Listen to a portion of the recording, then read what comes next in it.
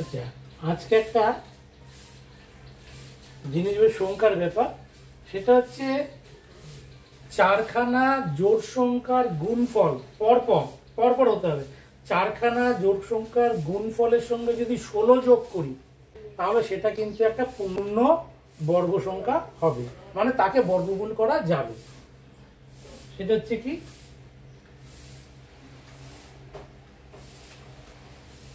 একটা উদাহরণ দিলে বোঝা যায় ব্যাপারটা। সেটা হচ্ছে, আমি যদি এখানে ধরি 1 গুণ 3 গুণ 5 গুণ 7, এর সাথে যদি 16 যোগ করি, এটা পরপর জোড় সংখ্যাও হতে পারে, পরপর বেজোড় সংখ্যাও হতে পারে।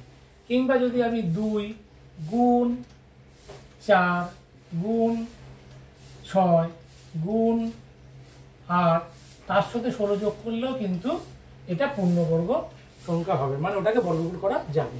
যেমন এটার ক্ষেত্রে কি দেখি আমি, এটার ক্ষেত্রে কি আছে, 3 5 15, 7 15 105, তাহলে 105 প্লাস 16, 3 5 15, 7 15 105 প্লাস 16 সমান হচ্ছে কত, 121। তার মানে এটা হয়ে যাচ্ছে 11 স্কোয়ার, মানে এটা বর্গমূল করলে 11 আসবে, তাকে পূর্ণবর্গ হয়ে গেল। এটার ক্ষেত্রে দেখি 4 6 24, 4 6 24 আর 8 2 16, তাহলে 16 আর 24 গুণ করলে কত হয় দেখি, 4 6 24, 2 4 24, 7 2, 4 1 4 6, 6 2 12, 1 2 12, হাতে 1, 2 2 3, তার মানে 4 8 3, আর এটা সঙ্গে হচ্ছে 4 8 3, তার সাথে 16 যদি যোগ করি কত হয়, 16 যোগ করলে কত হচ্ছে, 4 6 10, 1 0 10, হাতে 1, 1 1 2, 2 আর 8 10, 1 0 10, হাতে 1 4, তার মানে এখানে 400, তার মানে 400টা হচ্ছে কি 20 স্কোয়ার। তার মানে পরপর জোড় সংখ্যা গুণ করার পরে পরপর 4টে জোড় সংখ্যা গুণ করে যদি 16 যোগ করি তাহলে সেটাকে পূর্ণবর্গ হচ্ছে রাশি, মানে ওটাকে বর্গমূল করা যাচ্ছে। আর পরপর বেজোড় সংখ্যা 4টে গুণ করেও যদি আমি 16 যোগ করি সেটাও কিন্তু পূর্ণবর্গ রাশি হচ্ছে, পূর্ণবর্গ সংখ্যা হচ্ছে। এটা কি করে আসছে এবার প্রমাণ করার চেষ্টা করছি।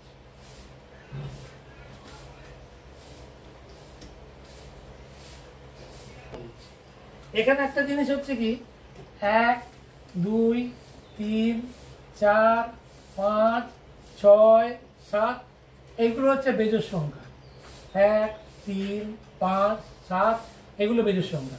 আর জোড় সংখ্যা যদি বলি 2 4 6, তারপর 8 8 9 10, তাহলে 7-এর পরে 9 হচ্ছে বেজোড় সংখ্যা, ঠিক সেরকম 8-এর পরে 10 হচ্ছে বেজোড় সংখ্যা, এইভাবে যাবে, এইভাবে যেতে থাকবে। তার মানে একটা ছেড়ে একটা, মানে একটা বেজোড় সংখ্যার সঙ্গে যদি 2 যোগ করি পরের বেজোড় সংখ্যাটা আসবে, 1-এর সঙ্গে 2 যোগ করলে 3, তারপর পরের বেজোড় সংখ্যা 3, 3-এর সঙ্গে আবার যদি 2 যোগ করি 5, মানে সবসময় যদি আমি 2 অ্যাডিশন করি, সবসময় 2 অ্যাডিশন করে যাচ্ছি, তাহলে 5-এর সাথে আবার 2 যোগ করলে 7 বেজোড় সংখ্যা, 7-এর সাথে 2 যোগ করলে 9, এটা 2 যোগ করে করে যাচ্ছে।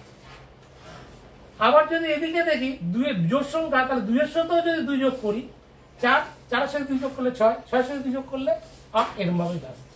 তার মানে জোড় সংখ্যা আর বেজোড় সংখ্যা হোক, 2 যোগ করলে তার পরেরটা পাবো, জোড় সংখ্যা হলে তার পরের জোড় সংখ্যাটা পাবো, বেজোড় হলে তার পরের বেজোড় সংখ্যাটা পাবো।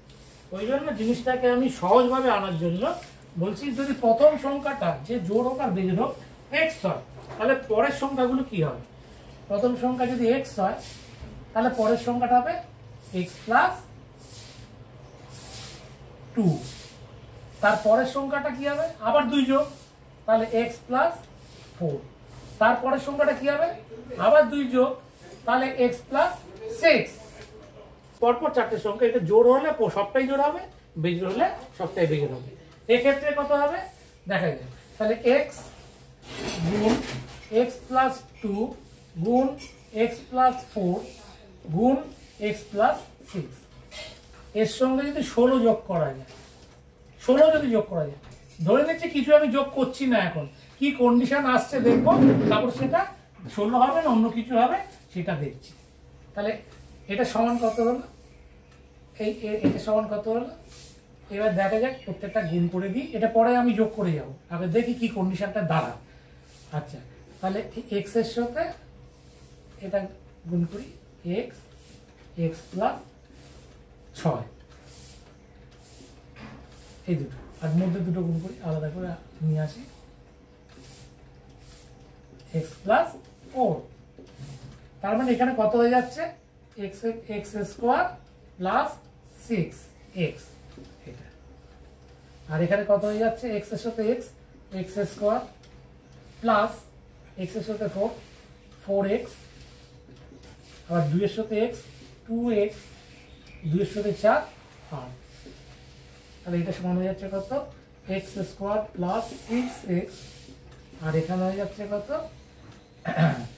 এক্স স্কোয়ার প্লাস 4 আর 2, এই যে 6x plus 8।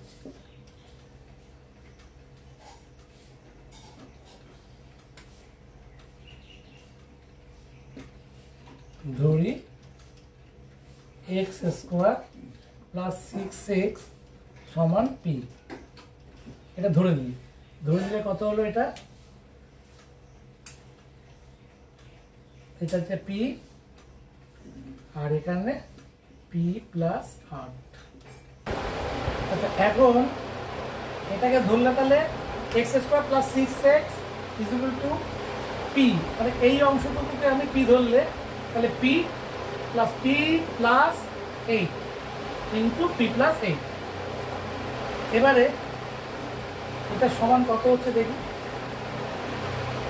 P square plus 8p সমান, এটা পূর্ণবর্গ আকারে আনতে গেলে এখানে কত যোগ করতে হবে, মানে এখানে কত যোগ করতে হবে সেটা হচ্ছে কত, পি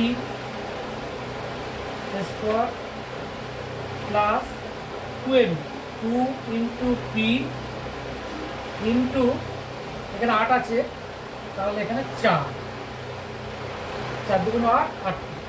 তার মানে এখানে 4 স্কোয়ার যোগ করতে হবে, তাহলেই তো পূর্ণবর্গ হচ্ছে, তাহলে তো পি প্লাস 4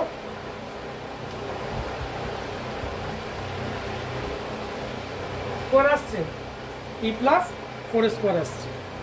তার মানেটা কি হলো, এই 4 স্কোয়ারটাকে এখানে যোগ করতে হচ্ছে, তাহলে কত যোগ হচ্ছে, 4 স্কোয়ার, 4 স্কোয়ার মানে 16, এই 4 স্কোয়ার মানে কত হচ্ছে 16, 4 স্কোয়ার মানে কত হচ্ছে 4 গুণ 4 সমান 16, 16টা যোগ করতে হচ্ছে, তাহলে এখানে 16 যোগ হচ্ছে, এখানে 16 যোগ হচ্ছে, এখানে 16 যোগ হচ্ছে, এখানেও 16 যোগ হচ্ছে,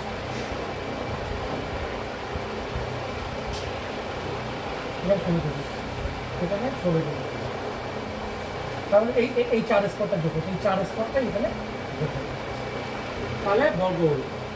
আর এটা সমান কত হলো, তাহলে এটা সমান হয়ে গেল যেটা, সেটা হলো পি, পি এর মানটা বসিয়ে কি হবে, x square plus 6x plus 4,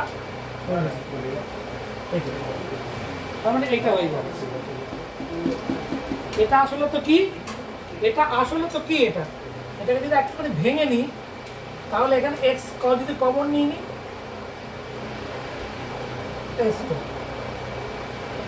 এটা যদি এক্স যদি এখানে কমন নিয়ে নিই, তাহলে আসছে এক্স প্লাস 6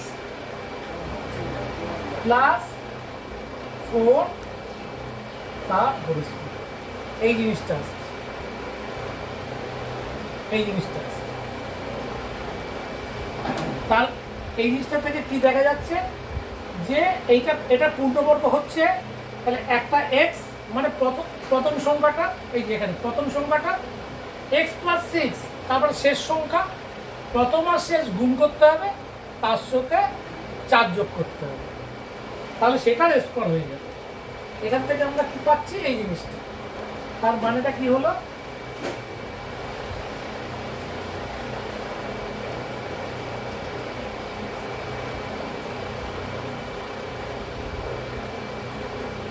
এটার মানেটা কি হলো, তার মানে এখানে কি হয়ে গেছে আমি লিখে দিই x x plus two x plus three, to 4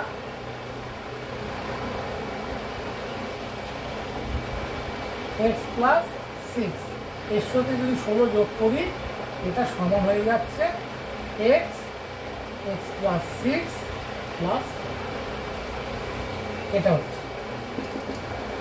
তার মানে এই যে সংখ্যাটা চারটে পরপর জোড় সংখ্যা বা বিজোড় সংখ্যা গুণ করে 16 যোগ করলে সেক্ষেত্রে হয়ে যাচ্ছে এক্স, মানে এই সংখ্যাটা প্রথমটা, এক্স প্লাস 6 মানে এটা, এখান থেকে যেটা পেয়েছি, আর তার সাথে 4 যোগ করতে হবে। তার মানে কি করেছিল, প্রথমে দেখিয়েছিলাম একটা জিনিস, সেটা বলে দিই। বলেছিলাম না 1 গুণ 3 গুণ 5 গুণ 7, 1 2 3 4 5 6 7 যোগ 16। তো আমি বলেছিলাম প্রথমের দিকে, সেটা হচ্ছে 3 5 15, 7 15 100, 7 5 100 সমান হলো কত, 11 স্কোয়ার।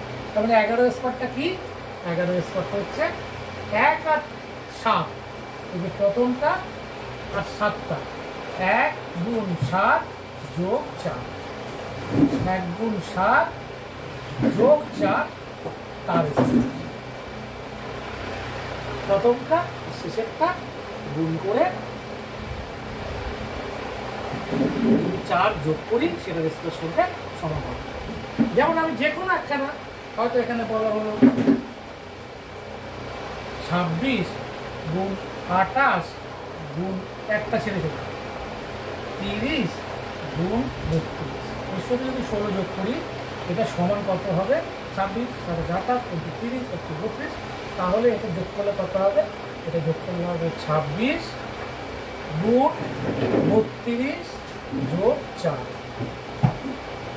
এটা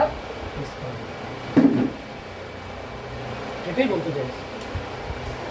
বুঝে গেল, বুঝতে পারলাম? আচ্ছা, এটাই হলো।